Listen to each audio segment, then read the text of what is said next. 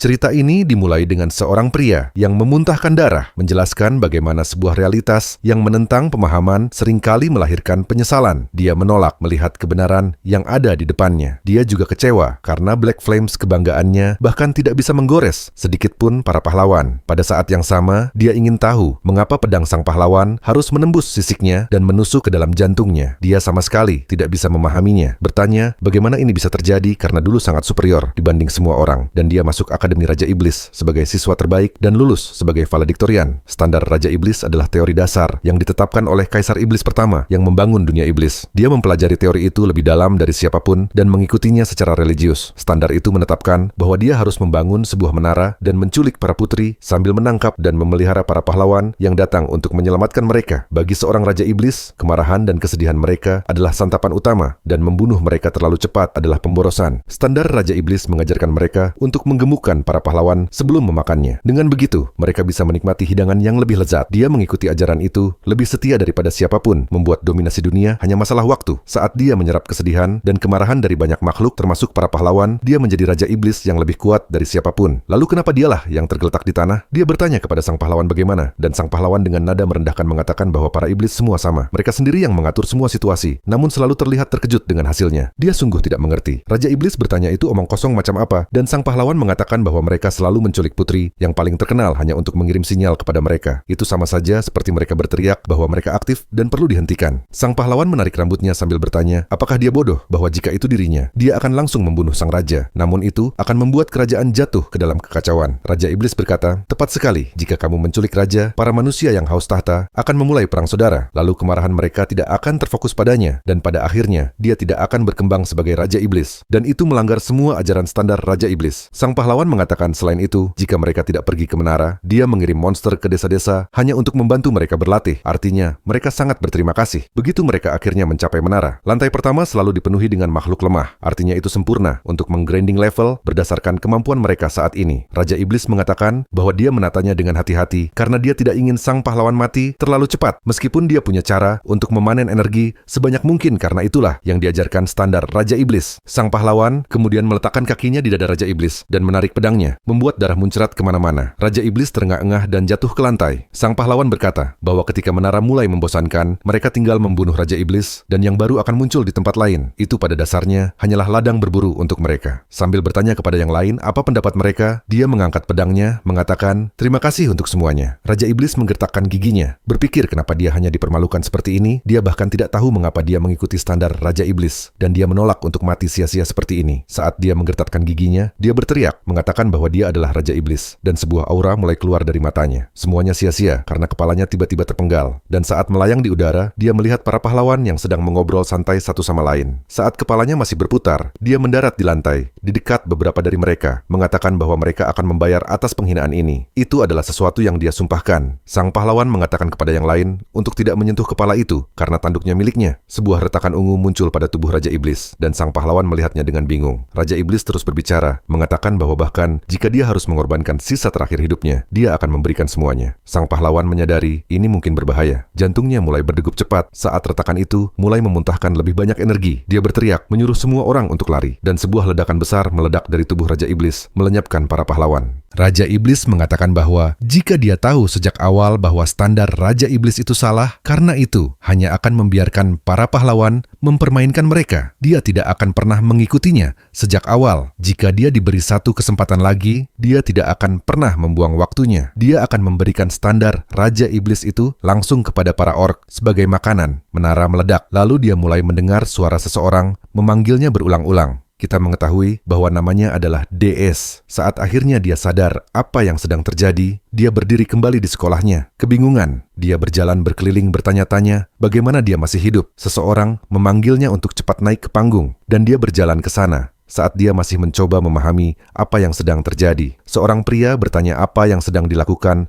seorang jenius seperti dia. Melamun di hari kelulusan, dia mengenalinya sebagai ketua akademi. Saat dia menyematkan lencana merah di dadanya, dia mengatakan ini diberikan kepada setiap siswa yang menyelesaikan Akademi Raja Iblis. Ini adalah simbol seorang Raja Iblis. Ketua mengatakan bahwa semua lulusan harus naik ke podium. Burr mengatakan dia tidak tahu mengapa dia kembali ke masa lalu, tetapi ini adalah sebuah kesempatan. Ketua mengatakan bahwa mereka sekarang akan mendengar ikrar dari para lulusan yang akan menjadi Raja Iblis baru dan valediktorian yang akan membacakannya sebagai perwakilan. Apa yang dia lihat di depannya adalah standar seorang Raja Iblis. Saat mereka memintanya membacakan kepada semua orang, dia mengatakan bahwa dia sudah melihatnya sampai dia muak dan menghafalnya tanpa melewatkan satu suku kata pun. Prinsip-prinsip yang dia dedikasikan seluruh hidupnya untuk dijunjung, tapi itu hanya sampah yang membawanya pada kematiannya, dan bahwa sampah ini mengubahnya menjadi mainan para pahlawan. Dia bertanya, apakah dia benar-benar harus membacanya sekarang, dan apakah dia harus bersumpah di depan semua orang untuk mengikutinya sepanjang hidupnya. Sekali lagi, dia menggertakkan giginya karena frustrasi. Saat orang lain di podium menyuruhnya mulai membacanya, dia merasa menyesal tentang kehidupan lamanya. Dia berteriak, mengatakan bahwa dia menolak. Para siswa lain bingung, dan Burr mengatakan dia tidak bisa bersumpah pada ikrar sampah seperti itu. Dan mengikuti standar Raja Iblis adalah hal paling bodoh dan paling busuk untuk dilakukan. Karena standar Raja Iblis adalah sampah absolut dan orang yang membuatnya pantas mati. Bagi semua Raja Iblis di akademi dan bahkan para profesor mereka, ini dianggap sebagai penghujatan. Saat dia terus berteriak tentang betapa anjingannya standar Raja Iblis itu, semua orang mulai berteriak karena itu adalah momen ketika valediktorian terbesar akademi berubah menjadi orang gila terbesar abad ini. Tak lama kemudian, seorang pria membentak meja sambil berteriak pada Burr. Ini adalah Archduke dari dunia iblis bernama Arkin. Dia mengatakan kepada Burr bahwa dia bisa saja dieksekusi di tempat karena berani menghina standar Raja Iblis. Namun, mengingat catatannya yang luar biasa dan bakatnya yang luar biasa, dia memberi satu kesempatan terakhir untuk menarik kembali ucapannya sekarang dan meminta maaf kepada seluruh dunia iblis. Jika dia menolak, penugasannya adalah ke Aregn. Orang-orang mulai berbisik, mengatakan itu adalah dimensi tempat para Raja Iblis pergi untuk mati. Karena itu pada dasarnya hukuman mati. Lainnya mengatakan dia seharusnya langsung dieksekusi tanpa diberi kesempatan kedua. Arkin mengatakan dia pasti tahu bahwa Aregn adalah dimensi terburuk tempat banyak Raja Iblis kehilangan nyawanya. Burr tanpa ragu mengatakan untuk mengirimnya saja karena dia akan kembali setelah membuktikan bahwa standar Raja Iblis itu benar-benar sampah. Arkin berteriak mengatakan tidak ada ruang untuk keringanan. Dan dengan ini, memerintahkan penempatannya segera ke Aregn dan bahwa dia tidak akan menerima keuntungan apapun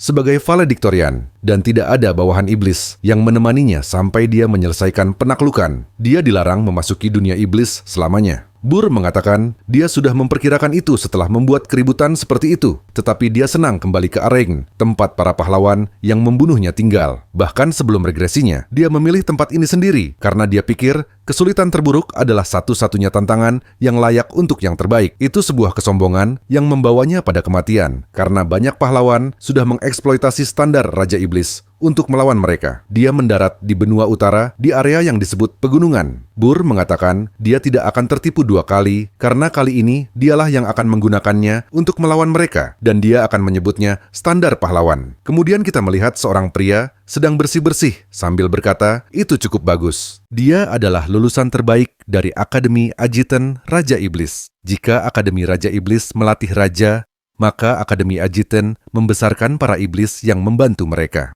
Orang yang berada di peringkat kedua dan ketiga di belakangnya selama pidato kelulusan berkata kepada Gordon bahwa menjadi lulusan terbaik memang sepadan karena dia akan melayani Burr, sang Raja Iblis teratas. Nantikan kelanjutannya di chapter 2.